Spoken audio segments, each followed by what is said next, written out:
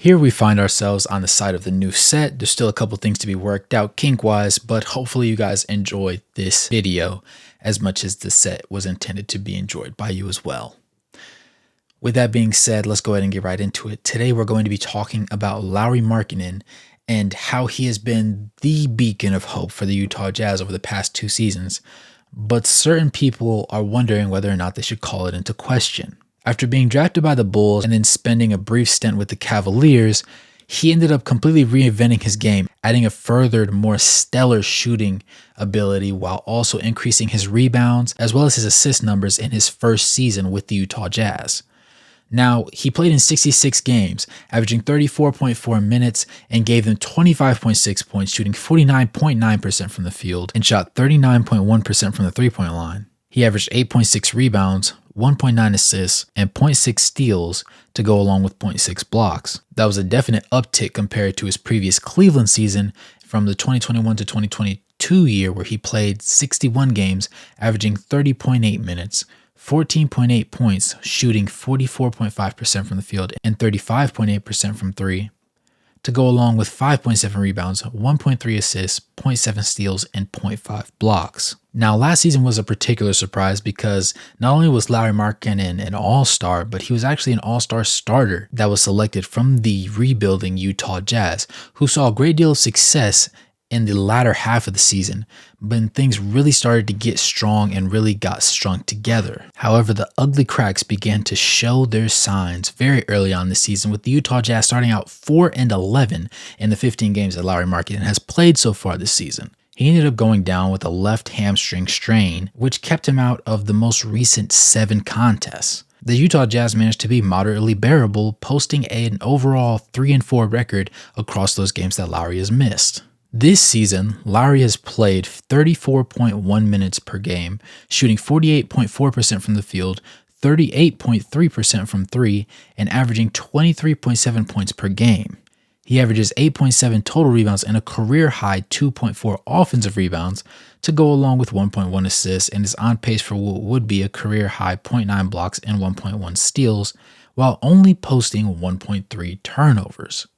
Now, Lauri Markkanen is the sole all-star from the previous season that is on the current Utah Jazz roster, and his biggest impact comes from the offensive side of the ball. Thanks to his high-end shooting output, it has managed to allow the Utah Jazz to average 114.9 points per game in the 15 contests that he's participated in, and strip them down to a lowly 102.6 in the 7 games that he's missed. The Utah Jazz offense has been sputtering to a halt without Markkanen in the lineup. They averaged 91.5 field goal attempts in the matches that he played and shot 45.5% from the field and also 35.9% from beyond the arc, while shooting an extremely high 37.9 total three-point attempts. However, without Lauri in the lineup, they're averaging a lowly 88.1 field goal attempts per game, to go along with 42.3% shooting from the field and 33.2% from the three-point line on a total of 37.4 attempts per game. Now, it doesn't exactly take a rocket scientist to understand that if somebody's hitting roughly 4 more field goal attempts than you, and one of them also happens to be a 3 more often than not, your team overall is probably struggling to put points on the board to keep up with them. Now, the hopeful return of Lauri Markkanen is within the next week. That being said, people don't truly understand that he is not the total answer for them. And this is best evidenced by the fact that they started out the season 4-11 in the games that he played in. Now, the team was extremely turnover prone, and outside of himself and John Collins, they've been struggling to find a consistent scorer out of the starting lineup to be a reliable second option, particularly from a guard play standpoint. Now, it appears as though Will Hardy and the remainder of the coaching staff seems to believe that Jordan Clarkson will be the man to right the ship and consistently provide them the efficient 6-man boost that he provided on a larger bulk volume as a starter. However, it has been an up and down battle with more low points than there have been high peaks for the Valley, as overall he averages 17.1 points per game, shooting 40.7% from the field, to go along with 30.7% from beyond the three-point line, to go along with 4.9 assists and a career-high 3.1 turnovers. Across 18 games, Jordan Clarkson averages his third most field goal attempts per game across his career at 15.3, while hitting his fourth most at 6.2. He also sports his lowest 2-point field goal percentage at 46.6 and lowest effective field goal percentage at 46.4%. Now, with that in mind, it emphasizes the need for Lauri Markkanen's return to the lineup because he's efficient in the large number of shots that he ends up taking. With that in mind, though, the playmaking is the issue that is going to be the main problem plaguing their team going forward, as it has been in the past.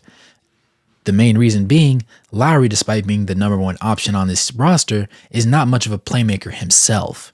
In fact, he averages only 1.1 assists per game so far this season to 1.3 turnovers, which works out to roughly a 0.8 assist to turnover ratio. Overall, Lauri Markkanen's defense was one of the lesser negatives on the roster's issue sheet. That being said, he's not enough of a positive to make up for the severely lacking overall numbers that the team put up with him on the court and without him. In a perfect world, Walker Kessler's defensive prowess, the eventual growth of Taylor Hendricks as a two-way monster, alongside fellow rookie Keontae George and his development as a point guard, would complement Lauri Markkanen's game very well. Unfortunately, nothing in this world is perfect, and the Utah Jazz development thus far has been the polar opposite. That leads us to consider how much merit the recent trade rumors that have been swirling around the mill about Lauri Markkanen going to teams such as the Golden State Warriors or the Oklahoma City Thunder actually have. Put Lauri Markkanen's shooting ability into perspective, I will direct you to this chart. You will see that on the left side, we have a number of dribbles that has been taken before a shot is produced. Across the first 14 games, Lauri Markkanen shot the ball with 0 dribbles at a frequency rate of 74.4% of the time, hitting 6.2 out of 12.4 field goals, which works out to 50% from the field and an effective field goal percentage of 62.9. From there, you see a noticeable decline in overall attempts as well as frequency, as he has done 1 dribble pull-up shots in 13 out of 14 games this season with a frequency rate of 8.5%, making 0.8 out of 1.4 attempts per game, shooting 55% from the field with an effective field goal percentage of 57.5. This essentially means that he has a very low volume of that shot, but does well when he decides to take it. In 11 games, he took 2 dribbles before shooting the ball with a frequency rate slightly higher than the 1 dribble at 9.8%, while hitting 0.9 out of 1.6 for a field goal percentage of 56.5% from the field and an effective field goal percentage of 60.9. From there, the chart depicts going from 3 to 6 dribbles because it's such a small sample size of shot attempts for him, in which he did it across 7 out of 14 games with a frequency rate of 5.6%, hitting only 0.1 out of 0.9 field goal attempts per game, which works out to an abysmal 15.4% from the field and 50.4% for the effective field goal percentage. If you caught up to the trend so far, you know where I'm going with this.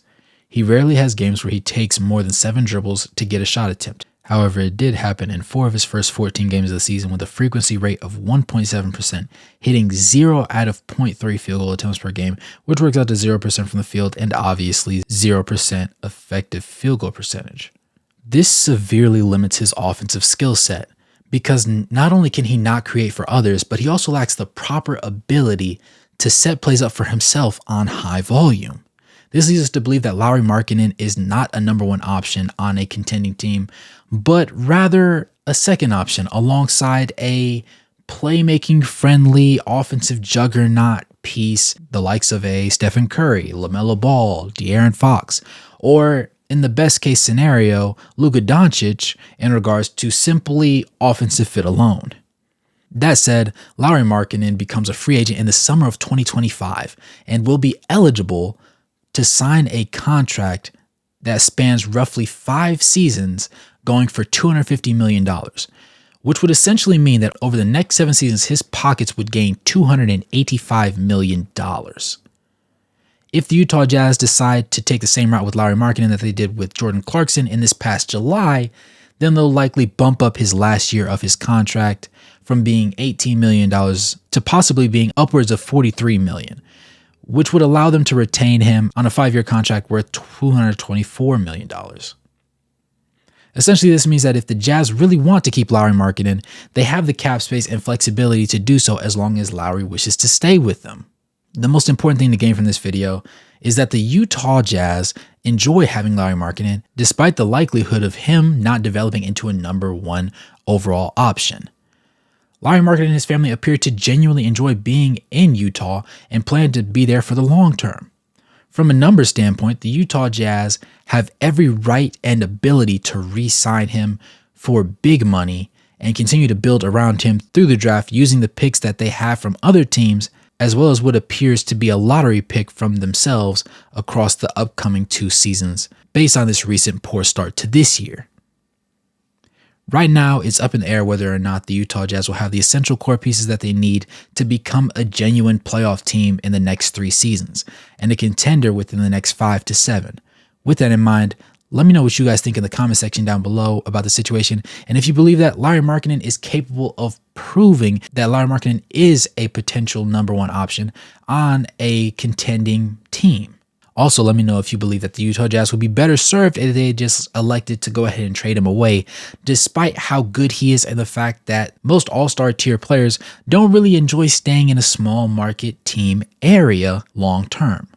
As always, thanks for tuning in this video. It's your boy Wraith Hoops. Make sure to like the video, comment your thoughts down below, subscribe, turn on post notifications, and join the channel as a member so that you can get the videos faster than anybody else. With that being said, we are in pursuit of the big 1K mark. So at the time of this recording, we are at 815 subscribers. So go ahead and smash that subscribe button if you made it to the end of the video and you did genuinely enjoy it. It goes a long way in pushing the video out into the algorithm. With that being said, shout out to Sachin for editing this video. And as always, good morning, good evening, good night, no matter where you are on the globe watching. Thanks for tuning in, and I'll catch you guys in the next one. Peace.